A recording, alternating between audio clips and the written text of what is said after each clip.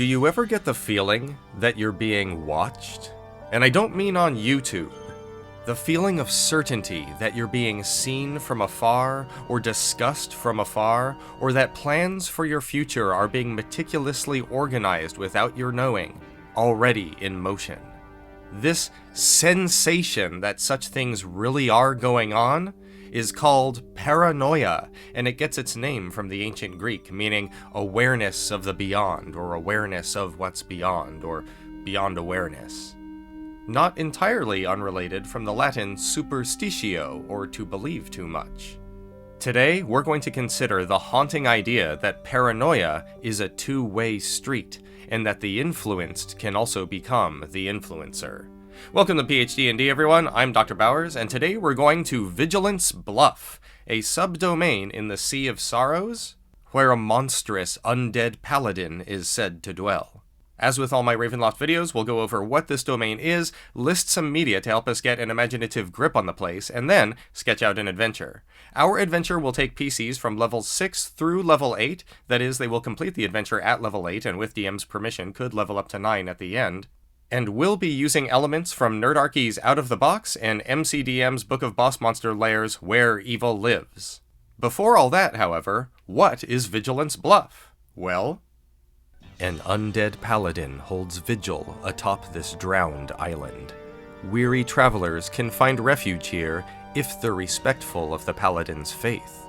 The bones of those who were not litter the surrounding coral. Okay, so I've been thinking about this domain, or this subdomain rather, for a while now, and I've been thinking of a few different sources of inspiration and a few different angles on it, and ultimately I came down to changing the Darklord a little bit in order to focus on the idea of being seen and seeing and paranoia. I also really wanted to incorporate some ideas from a novella by John Langan, which I'm going to get to in a second when I talk about sources. So with Vigilant's Bluff, we're going with a spooky Greek theme, with serpentine monsters and an undead Medusa Darklord. This is consistent with the lore that we have. There's nothing that says that an undead Medusa couldn't have been a paladin, or that an undead paladin couldn't be a Medusa, or have been one. Also, if you don't like that idea and you want a more conventional undead paladin Darklord, you can do that.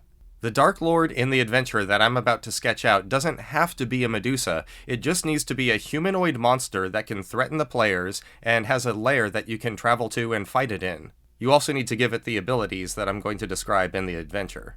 Speaking of which, let me tell you about the sources that helped me get an imaginative grip on this place. I started out with Clark Ashton Smith's 1936 story, Necromancy in Neat. This is because Vigilant's Bluff is supposed to be a narrow strip of land, I imagine a cliff of an island, with an aura of undeath hanging over it and undead things there. Smith's story, Necromancy in Neat, is about just such a narrow strip of land, with necromancers and their undead minions living there, or residing there. And while this is really good for getting a feel of what the island itself might be like, especially in terms of its atmosphere and weather and things, I couldn't really adapt the plot to an adventure for a couple of reasons. Mainly that the plot involves social intrigue, and also the protagonist is doomed from the very start.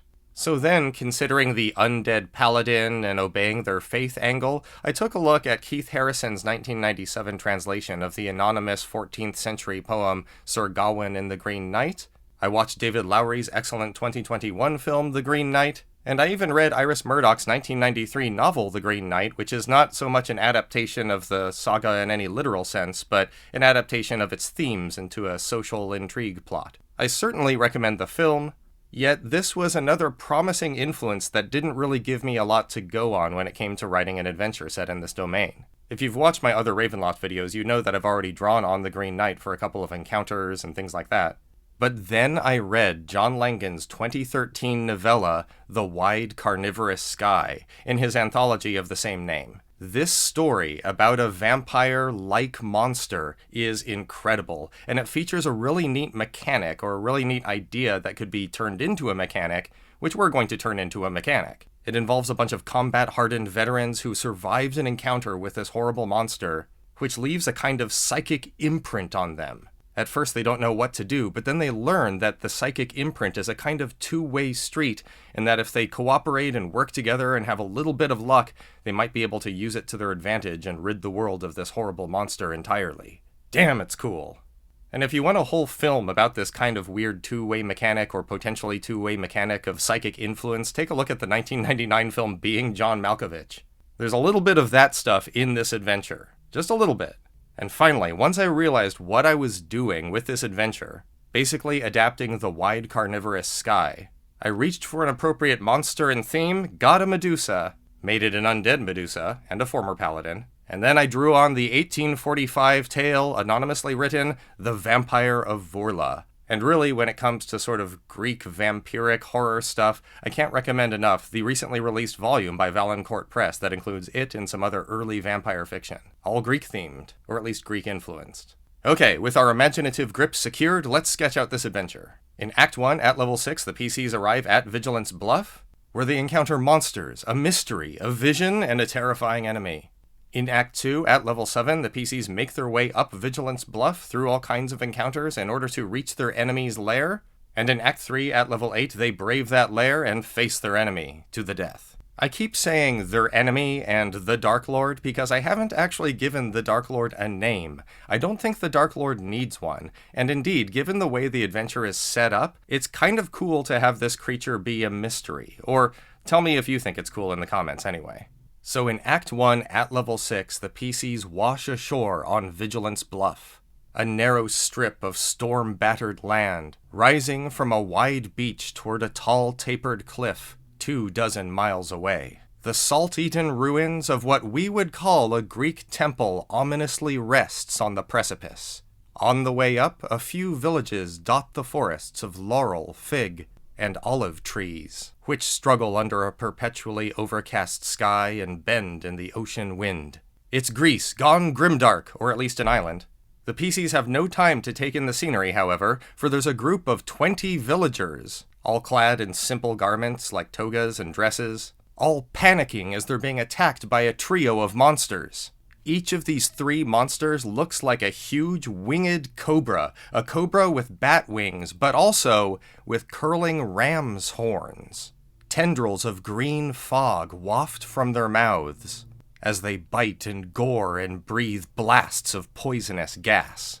These are mythical creatures called kerastai, that's plural by the way, the singular is kerastes, and they have the statistics of green dragon wormlings. I prefer the 2024 version. The only difference is that the creature type is monstrosity rather than dragon, and they speak a language unique to kerastai rather than draconic. The 3 kerastai are attacking the villagers, who mostly run back and forth and take the dodge action, and you should describe how frightened and panicked and innocent looking they seem. These are victims being attacked by horrible monsters. They call to the PCs for help, and once the PCs step in, the kerastai will focus on the PCs. If the fight seems a little too rough or unfair, you could have one of the kerastai flee, and in general, since these are predators, you might just have them flee once they've lost half their hit points.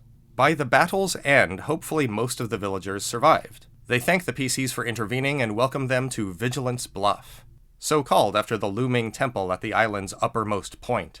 Nobody goes to that temple because it's infested with kerastai, the villagers say. Speaking of which, their leader, a man named Glaucon, explains to the PCs that they were gathering fruit when the kerastai attacked. He mentions that their village of Nexus lies just nearby, and he and his whole village would be happy to give them a thankful welcome there. Just then, however, a lightning-swift shadow streaks into view. It's entirely dark, but vaguely humanoid in shape. It has wickedly long claws, tendrils arising from its head, and it moves so quickly as to be a blur. Combat begins again, and initiative is now re-rolled as the PCs face a boss monster, reskinned from MCDM's book of boss monster layers Where Evil Lives. It's Lady Ymir the Medusa from Cloudfang Keep, that dungeon. We're changing her appearance so that she's like a 3-dimensional shadow in color, and we're changing her creature type to undead, because why not?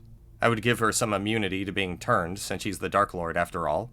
And we'll reflavor her arrows as detachable claws which she throws from her hands, and which regenerate on those very hands immediately. We're also giving her the power to teleport all over the domain, sort of zip around in a streak of shadow. We're going to flavor the teleportation as being like extremely fast movement, like how vampires move in 1994's Interview with a Vampire. We're going to give her this teleportation power until the PCs find a way to obstruct it. That's going to be part of the adventure's plot. So anyway, Lady Ymir zips into battle. She kills most of the villagers, wounds maybe one of the PCs, and then zips away, again, teleports away. Now in the bloody aftermath, the PCs discover that none of the villagers can recall that monster, that shadowy monster. None of them can remember what it was, or its arrival, or its departure. When it comes to the death all around them, they attribute it to Karastai, and they don't know what the PCs are talking about if the PCs try to prime their memory and get them to remember that shadow creature that just rushed in and wrought all this carnage. If confronted about the fact that some of the villagers are petrified, the remaining villagers will say, well, yes, this is a power that some Karastai have. Nothing the PCs do can get the villagers to remember the attack of the shadow monster, although they can tell that there's a powerful aura of enchantment all around the villagers. This enchantment cannot be dispelled. It comes directly from the dark powers of Ravenloft. Part of the Darklord's curse, you see, is being unable to actually inspire any lasting terror in the domain's inhabitants. Anyway, what remains of the villagers should lead the PCs to their village of Nexus. There they are welcomed, fed, and given a place to sleep, and let all of that go as normally. Once the PCs take a long rest, however, they share a dream. And when it comes to those unsleeping PCs, your Warforged or your Elves or whatever, let's say that they just succumb to a vision. They kind of zone out, and suddenly all they experience is in this dreamlike state. Just do it. Stipulate.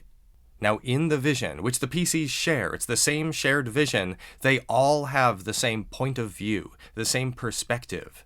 It's the perspective of somebody crouching outside the village, in the fig tree brush, staring at it. The watcher stares at the village, and then their attention is drawn to the laughter of a group of teenagers who have snuck outside the village into the forest. A guttural hiss issues from the creature whose perspective the PCs share, and it dashes towards the teenagers, rending them and biting them and slaughtering them with its claws.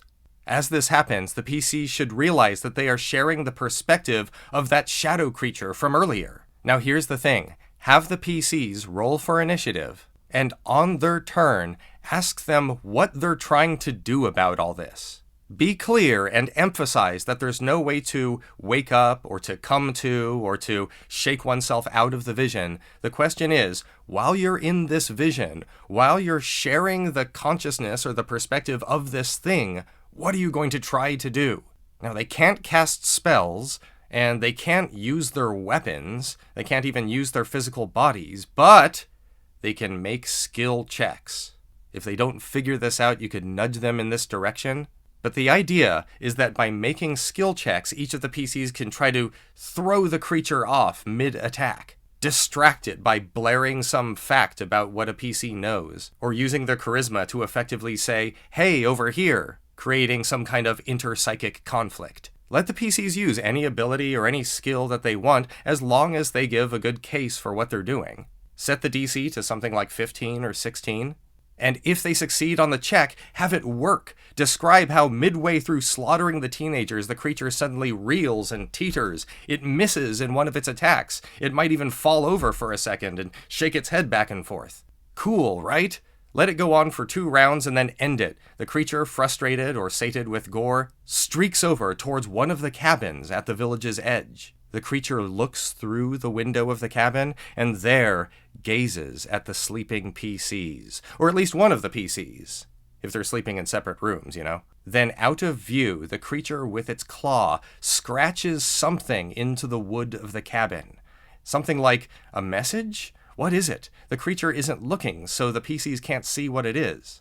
But then, in a shadowy flash, the creature streaks up towards the temple, and the vision ends.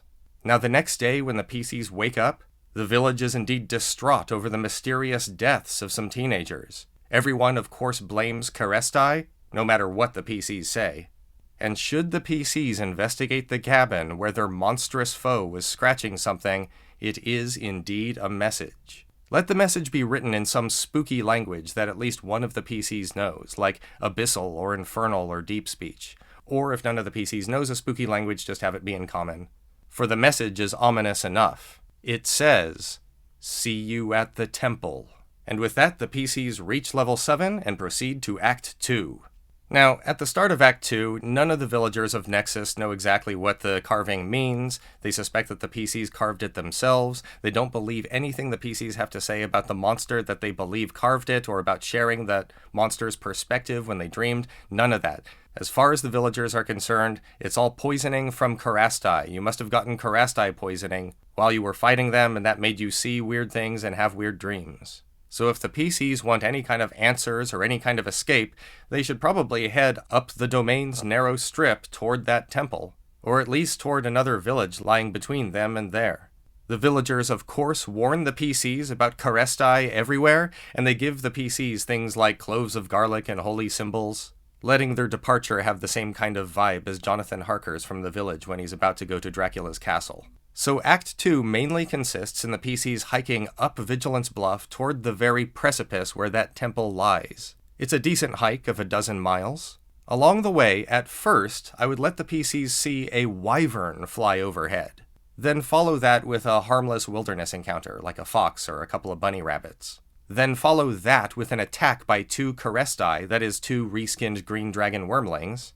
And just as the battle with the 2 Karestai is winding down, that's when the wyvern swoops in and joins the fray. All these creatures are predators, and so they behave like predators. They flee if it looks like they're about to be killed off. So they take the dodge action and try to fly away once they're reduced to half their hit points or fewer. Then, after the battle with the Karestai and the wyvern, I would run Madame Versiliplex's Magical Wonders, an encounter from Nerdarchy's Out of the Box. I would get rid of all her side quests except for one, and say that one side quest is just to go and kill what she calls a bothersome flying snake. And if the PCs ask whether it's a Karastes, she'll say it is. In fact, the creature is a distressed and deluded Quattle, a celestial creature, trapped unfortunately in the realm of the mists. Madame Versiliplex is a secret night hag, and she wants to kill it just because it's evil to do that. If the PCs accept her side quest, they can find the Quattle nearby. It's easy enough to kill, but the PCs could also befriend it with DC 15 ability checks. If befriended, it introduces itself as Ophis, and he claims to have been caught up in a dismal fog cloud before winding up lost here. He can be persuaded to join the party as a sidekick. Now, if the PCs befriend Ophis, or if they turn down Madame Versiliplex's side quest, while also refusing to buy anything from her, Madame Versiliplex attacks the PCs with her small battalion of animated objects. She probably won't fight to the death, having a sense of self-preservation, but once the PCs know that she's a monster, they're probably going to want to fight to the death, so you could have that happen. Otherwise, Madame Versiliplex thanks the PCs either for their assistance or for their purchase, and then continues on her way. And finally, for Act 2, the PCs encounter a Sphinx of Lore from the new Monster Manual. Its name is Thanhotep, and it secretly guards an enchanted item called the Mirror of Yuryali. Thanhotep hides it beneath his reclining body. The Mirror of Yuryali is perpetually clean and unbreakable, but it's otherwise an ordinary mirror. The first time any Medusa sees that mirror, they make their next attack roll with disadvantage. It only works once per Medusa per 24 hours, and it can also be used as a medium shield, which acts as a shield. It's magical, but it confers no special advantage to armor class, just the bonus that a shield would regularly. Anyway, as a denizen of Ravenloft, Thanhotep is not your ordinary Sphinx of Lore. He has a gloomy coat of blacks, grays, and silvers. His eyes glow red, and his whimsical demeanor has been replaced by a more glum persona. He asks the PCs 3 riddles, each of whose answers are related in some way to the monsters, which, because of this game's history, we have to call Medusas, but which classicists would prefer to call Gorgons. The riddles include the following. With a writhing crown the hue of grass, I'm terrified by polished glass. What am I? The answer is a Medusa. Or this one. Cut, modeled, or cast from molds deep. To be a head is a bust, but to be flat's a relief. What am I? And the answer is sculpture, or statue. Or how about this one? With a fork I repeatedly stab at the ground. My neck is exposed wherever I'm found. My eyes are hypnotic, my kisses are toxic, and I represent timelessness when I am round. What am I? And the answer is a snake. If the PCs answer all 3 riddles correctly, Thanhotep relinquishes the Mirror of Euryale. If they don't answer all 3 correctly, he bids them good day and then proceeds to ignore them, audibly hoping that their lives are as long as possible on Vigilant's Bluff. And of course, if the PCs attack, then he defends himself and fights to the death because his task is to defend that mirror. Now, after the encounters with the Karastai and the Wyvern, Madame Phrasileplex and Thanhotep, the PCs reach another small village very, very close to the temple, or at least they reach some place in the wilderness where they can set up camp. Let them relax and take a long rest. They need it.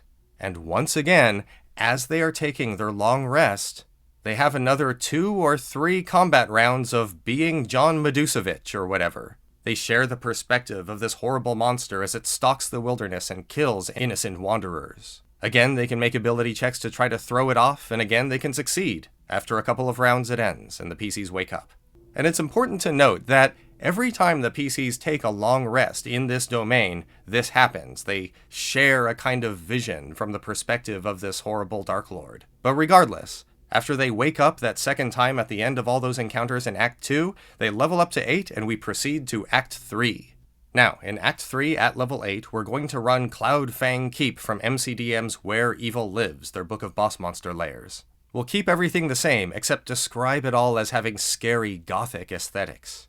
Black roses blooming in the garden, and so on. And when it comes to the fight with the Medusa boss, Lady Emmer, who we are reskinning to be the shadowy Darklord bedeviling the PCs this whole adventure, we're going to let her use her movement speed to zip out of the battlefield in a black streak, effectively teleporting away, as long as she returns to the battlefield sometime during the same round whenever she wants to in initiative order. Effectively, she can reset her initiative just by moving. Is this fair? No, but the PC should remember what they learned. They should remember to use mental actions to throw this monster off, and they can do that. Remind the PCs of what they learned during their long rests, and tell them that as an object interaction, just as an object interaction, with no more action economy than it takes to call out to an ally or to open a door, they can make an ability check targeted at the monster to try to throw it off. And as long as one such ability check succeeds, that prevents the Darklord from teleporting away from the battlefield for the entire round. When they try an ability check and it succeeds, describe how there's this black energy surrounding the monster which sputters and falters and glitches. Then, at the start of the next round, describe how that black energy begins to darken and condense around them. To be more explicit, say that the black energy reminds them of the energy that they see when the creature zips around and teleports. So now, based on what the PCs have learned from their horrifying long rest visions, they can ground the boss monster and keep it there in the battlefield. This is no easy win. The boss monster is dangerous enough right there. We just added a couple of story elements, the ability to cheat, and the ability of the PCs to stop it from cheating. Anyway, once the Darklord is defeated, you know what time it is. Ravenloft Shadow Mist Avalanche into the next domain of Dread time! Or, since this is a subdomain in the Sea of Sorrows, you could have an immense storm and an impossibly huge tidal wave rise up and bear down on the temple, dwarfing it in the way that our sun is dwarfed by the star Betelgeuse. The wave smashes into the temple and submerges the PCs. Everything goes black until their next adventure. So that's our adventure on Vigilant's Bluff in the Sea of Sorrows. What do you think? Do you like the idea of a monster leaving a psychic imprint on the victims who survive it, and that imprint being something that both tortures them while they sleep, but then they can also use to affect the monster? If so, you should definitely read John Langan's The Wide Carnivorous Sky, and test out this adventure. And what do you think of the identity of the Darklord and how I used it? Would you have done something different with this undead paladin? Let me know in the comments. Thanks very much for watching. Don't forget to do all the internet things. Click like and subscribe, and don't forget to hit the bell if you want notifications about new videos coming up. And thanks!